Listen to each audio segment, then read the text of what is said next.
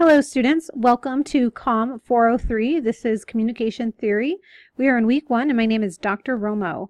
I wanted to briefly introduce myself to you. You can see in the pictures here, I just wanted to put a face and some personality with the words and the discussions you'll be having with me this term. This is my family.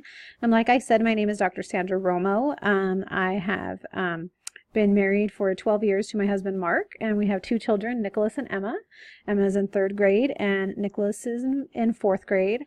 Here's some pictures of us throughout our times in the last couple of years or so, and you also see a picture of my Girl Scout troop that I lead. And so I just wanted to briefly introduce myself to you. I have been teaching here at CBU for 10 years.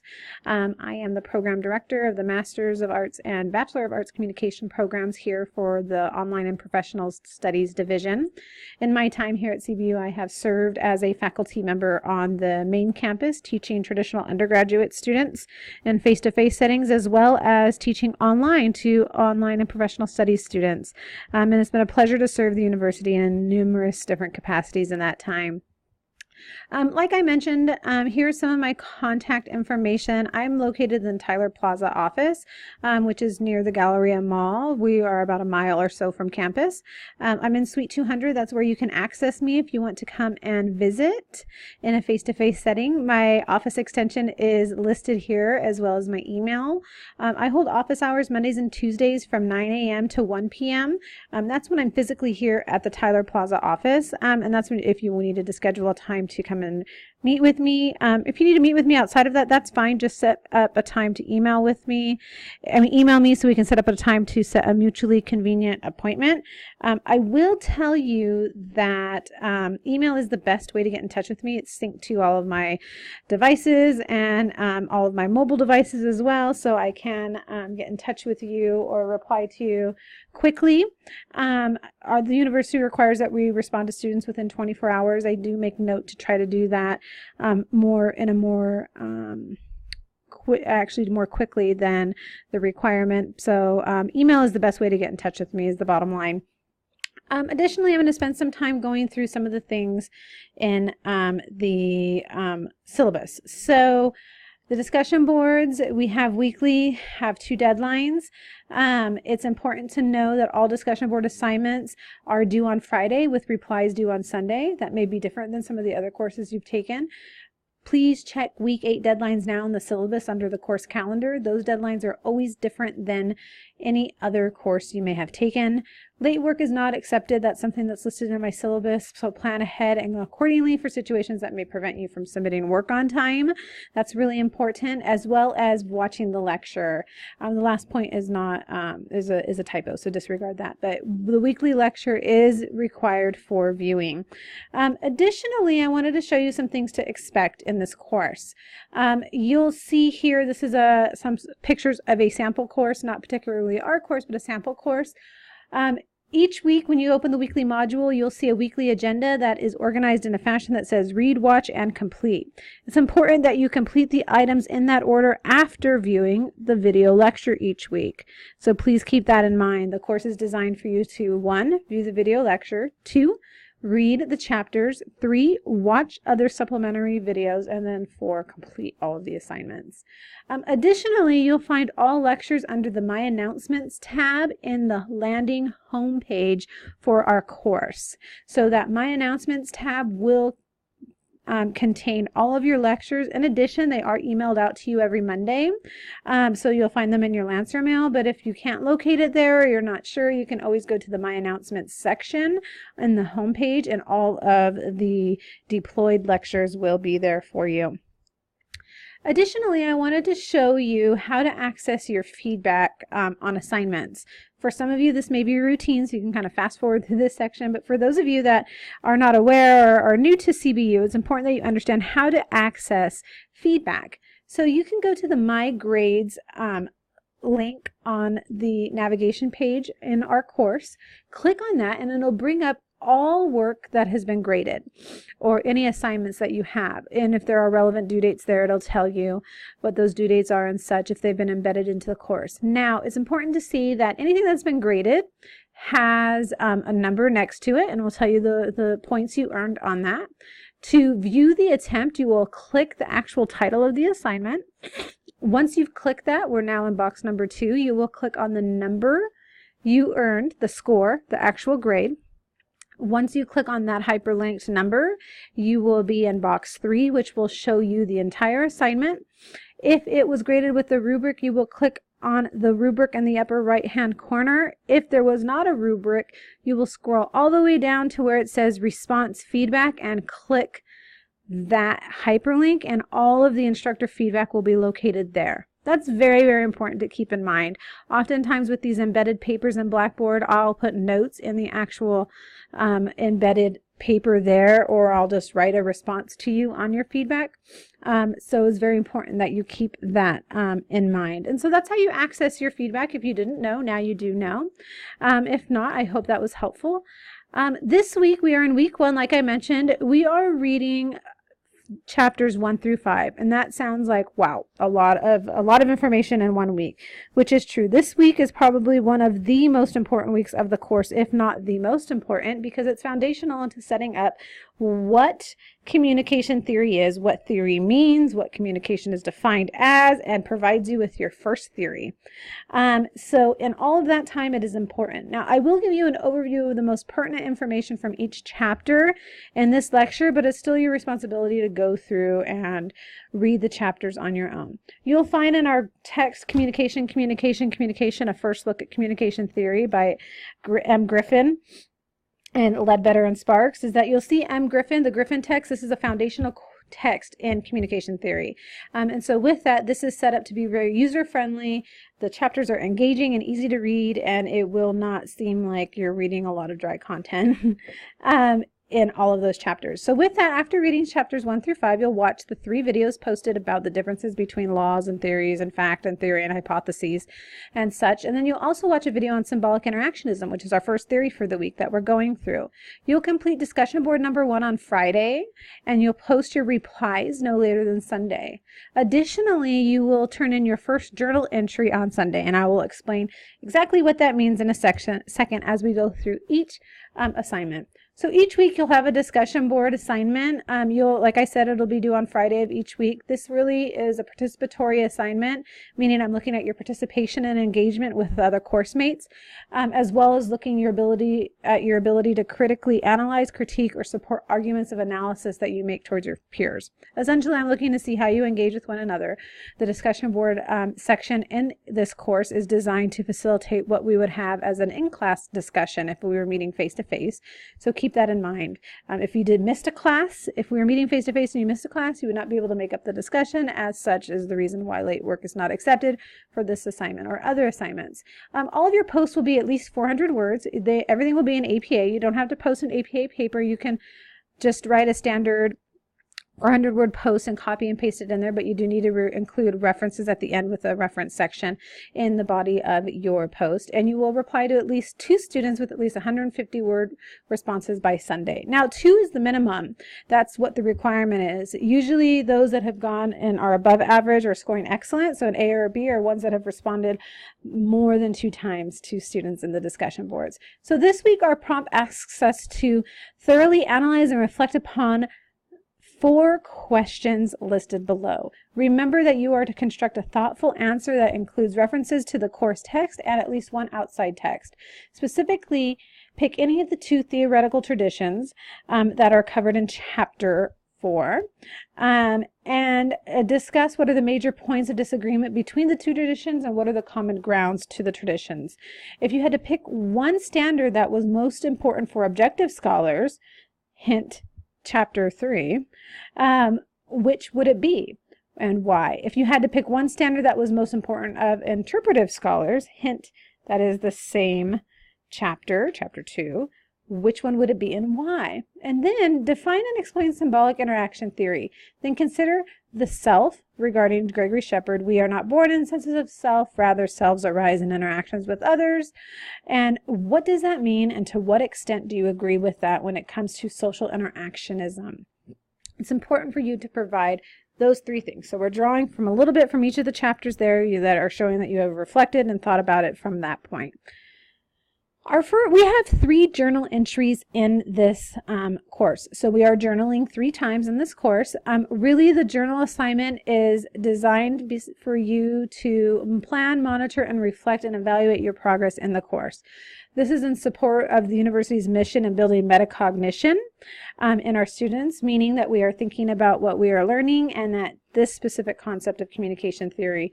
So really what I want you to do in these journal essays are to spend some time thinking about what your knowledge is of the course topic, which is communication theory, and construct a plan and ways to monitor that throughout the course. So each time, we're doing this in week 1, 4, and 8, you will write a 2-page essay that utilizes prompts provided in that weekly module. So for journal entry number 1, you're going to write a 2-page essay that utilizes APA format, cover page, reflection, all of that, that provides a reflection on your initial thoughts about the course and the content.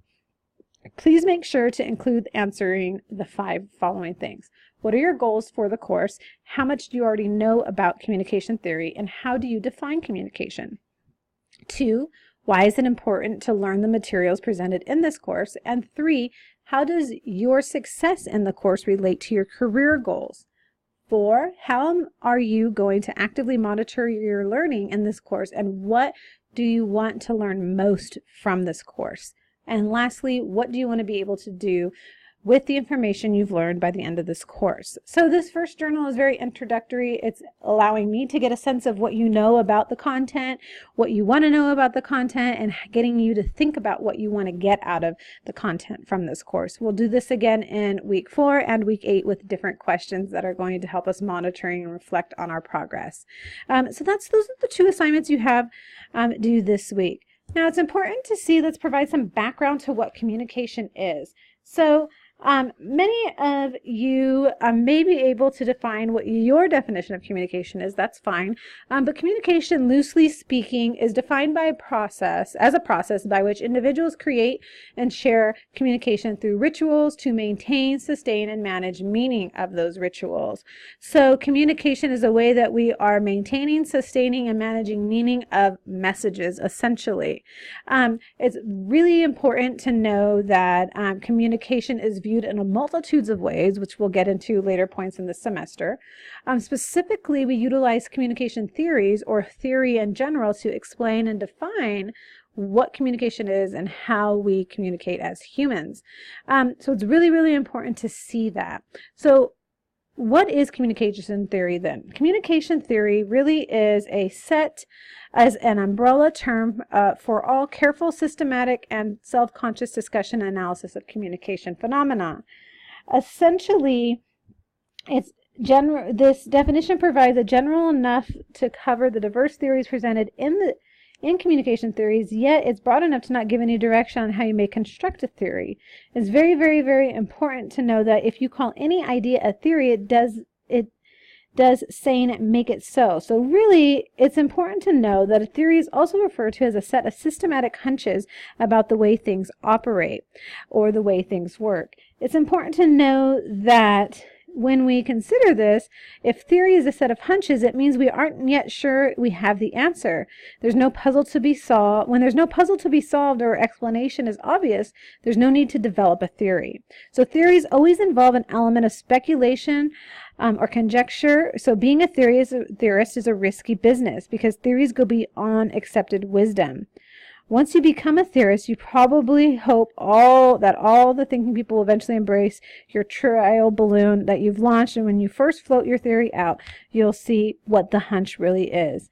So really, when we look at creating communication theory, calls for a set of self-conscious analysis of communication phenomenons, but when we're looking for it to be on hunch, we have to know that a theorist's hunch must be informed.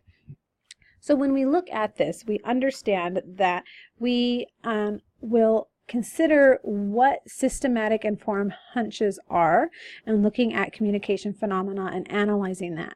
To do that, you'll see that we're going to break down, and we're going to get into this later in the term, communication into traditions and context. We're going to organize them that way. That's a little bit later in this lecture, as well as looking at how to provide 2 perspectives that influence communication theory, which is the way we view communication, which we'll get into next week. So as we look at 3 ways to view communication theories, it's important to know that we can view them in 3 different ways, which is as a net, theory as a net, theories as lenses, and theories as maps. So when we consider looking at metaphors to help us understand really what theory is in general, we see that theories are nets cast to catch what we call the world. It's important to appreciate this metaphor because it highlights the ongoing labor of the theorist as a deep-sea angler. For serious scholars, theories are the tools of the trade. The term "the world" can be interpreted as everything that goes on under the sun, thus requiring a grand theory that applies to all communication all the time. And so that really helps us in seeing that if we're looking at these finer meshed nets that we're casting, the study of communication is about people and casting those nets on people and helping to understand how we communicate as people. So that's one way to view it. The next way to view it is theories as lenses. Many scholars see their theoretical constructions as similar to the lens of a camera, as opposed to a mirror that accurately reflects the world out there. The lens imagery highlights the idea that theories shape our perception by focusing attention on some features of communication while maybe ignoring others when looking at that specific communication phenomena in a theory, or at least pushing them into the background for the time being. So 2 theorists could analyze the same communication event, an argument perhaps, and depending on the lens each uses, one theorist may find that the argument is a speech act, is a breakdown of the communication or a break-up of the relationship, while the other theorist, using a different lens, will see it as democracy in action. So it's important to see that the different lenses we cast on the communication events we know draw from a lot of different personal ideas and assumptions and help us understand how we view communication phenomena. The same thing applies to viewing theories as maps. When you use this image to describe it, it's important to know that in this analogy, communication theories are maps of the way communication works. The truth is they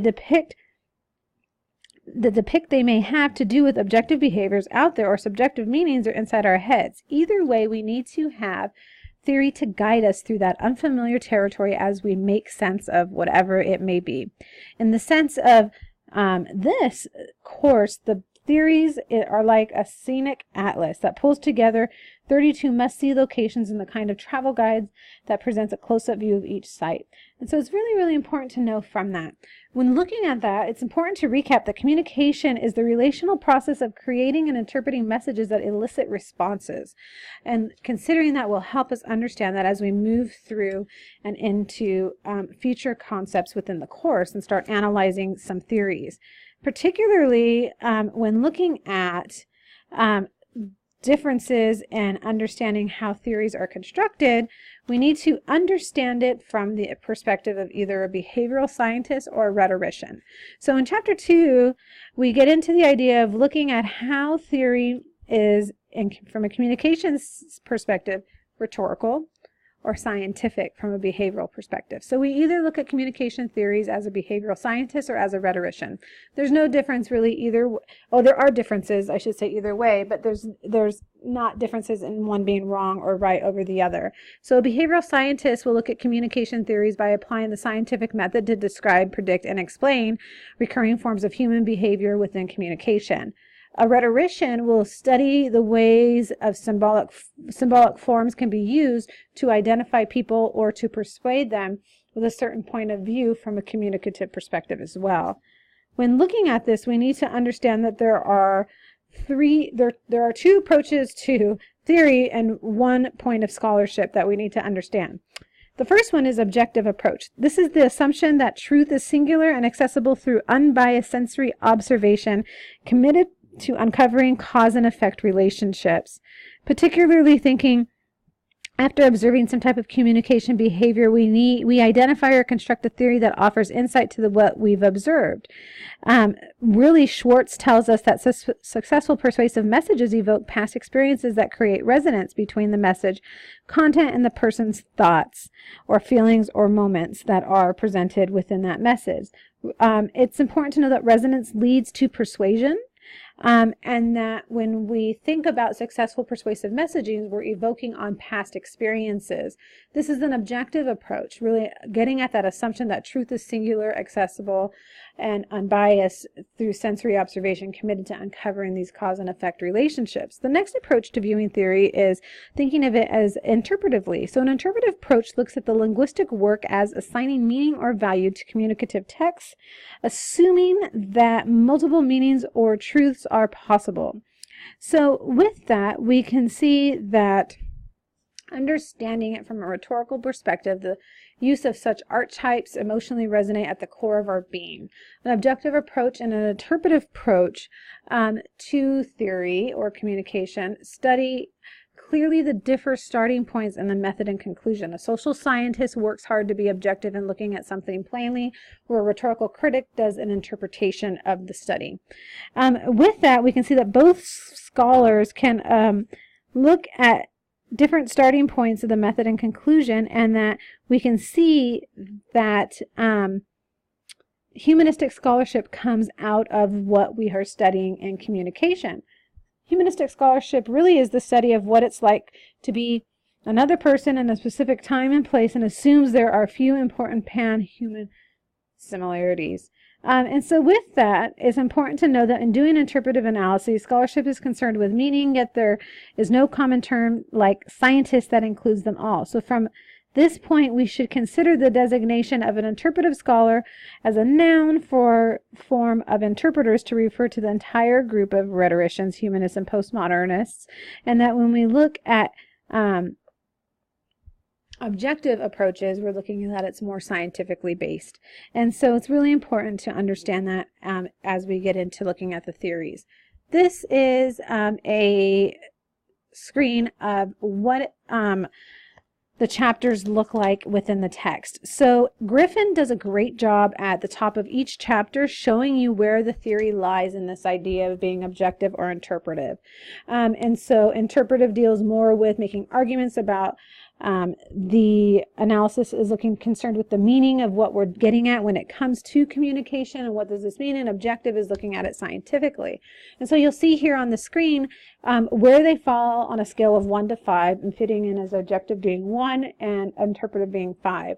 And as we move into these ideas, you'll be able to more closely assign to, what type of theory they are and how they fit into what we're doing in terms as a whole, and we'll get into that more with traditions. I just wanted to show you that to kind of whet your appetite a little bit. So when we get into communication theory and we look at how they're organized, we organize it and we map out the territory looking at this field from traditions. And there are 7 traditions that have been identified by Robert Craig.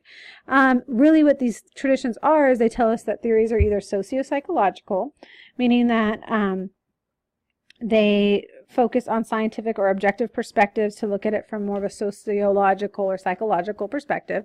They're sociocultural, looking at it from a sociological and cultural perspective. Phenomenological, where you're looking at the essence and the meaning of something. Cybernetic, where you're studying the information processing, feedback, and control in communication systems, as well as semiotic, which is the study of verbal and nonverbal signs. Then there's critical, where we're critically evaluating information, looking at it from multitude of angles. And then rhetorical, which is the art of using all available means of persuasion, focusing on lines, arguments, and organization of ideas and languages to deliver some type of communication method. So when we think about that, it's important to see how that fits in there. This text that we're going through that's going to help us get through understanding relevant theories in communication studies considers it and organizes it from a traditions perspective, which is great when we're just starting out there. I'm understanding and knowing that you may not have much exposure to communication theory, and so looking at it from a traditions basis, which will help us in organizing ourselves when we get to our critical assignment, when you map the field yourself, will be helpful. When you get a little deeper, maybe move into graduate studies and things like that, we start to look at how those traditions and theories also fit into 8 different contexts, meaning 8 different ways that communication can take place, which is usually in culture and society. That can take place from the communicator, the message, the conversation, the relationship, the group, the media, and the organization. And so it's important to keep that in mind as we move forward. We won't focus on that as much now because the text does go through it from a traditions basis, but I just wanted to present you with that so you can understand where it fits into the greater context of things. The first theory we'll be looking at was developed by Herbert Mead, or George Herbert Mead to be specific, in the relating to symbolic interactionism, And so with that, it's in the sociocultural tradition. It also fits within the context of communicator and conversation. And symbolic interactionism tells us that it's the ongoing use of language and gestures in anticipation of how others will react and create conversations with one another. So Mead really is an early social constructionist, believing that society is socially constructed. He believed that our thoughts, our self-concepts, and the wider community we live in are created through communication, or more importantly, symbolic interactions.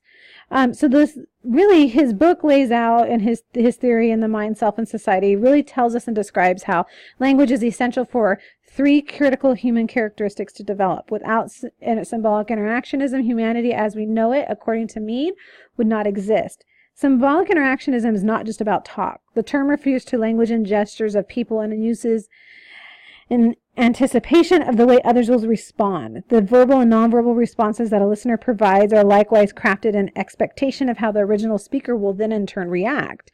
This continuing process of back and forth is like a game of charades described in the introduction of his section and his text. So really what he's looking at and what he's telling us is that society arrives from a series of interlinked conversations among individuals. And the way we respond back through verbal and nonverbal interactions will tell us how we're going to then create our communication to respond back to the other person. So people interact with one another over time. As we interact, we come to share similar meanings about specific interactions and contexts. It's kind of when you say you have that inside joke with your best friend, or maybe you and your bestie or your spouse have this way of not even really needing to communicate with one another verbally, because you can just look at each other across the room and they know what you're thinking based off of what's going on in the room. So children are socialized through communicative interactions. They develop their perceptions of society and what they view their reality to be based off of communicative interactions. Remember, we're dividing communication not just by verbal expressions, but nonverbal expressions, gestures, any type of message we are sending in any particular way to somebody. So in turn, we can see that people often make sense of their world and symbolic objects through social interactions, meaning that all interactions, all types of communication are symbolic. It really means that when we look at this construction of reality, Mead tells us that we do 3 things. We have a stimulus, we interpret what that stimulus gave us, and then we respond to the stimulus. And we go back and forth and back and forth and back and forth throughout time. It's really, really helpful to think of it that way. Additionally, this is where we kind of get into that idea of self-fulfilling prophecy. When we look at it and we think of that we may sometimes have the tendency for our expectations to evoke responses that confirmed what we originally think, because we also have this back and forth stimulus, interpretation, response mentality with ourselves as we think to ourselves about many different things. So it occurs in many different situations and contexts. This, if you look at it on the scale provided by Griffin, is a 4 on leaning towards more interpretive. It's not on the objective side at all of theory. So when we think about the interpretive approach, let's not forget what that is. That tells us that the linguistic work is assigning meaning or value to communicative texts that have multiple meanings or truths that are possible with it. It's a very interpretive perspective in looking at how we communicate. It's not objectively based in science. It's based in how we interpret things. And so it's very, very important to know. So just to recap, symbolic interactionism is the ongoing use of language and gestures in anticipation of how others will react for example, a conversation. It relies on the fact that we respond and we build off of stimulus and interpretation of that stimulus and responding to that through social interactions and making sense of our world. That's our first theory that we're going to spend time with this week. We're just going to start with one. We have a lot of background information setting us up to getting into that theory. And so to recap, we're reading chapters 1 through 5. We're watching 3 videos. We're completing discussion board number 1 on Friday with replies due on Sunday, and journal entry number 1 is due on Sunday as well. I know there's been a lot of information presented this week. Normally the lectures are usually about half the time that we had this time. This one's a little longer because it's a foundational concept in the course and something we'll be referring to quite frequently as we review items in the semester. I pray you all have a blessed week. I look forward to interacting with you this week and getting to know you throughout the course of this term. God bless.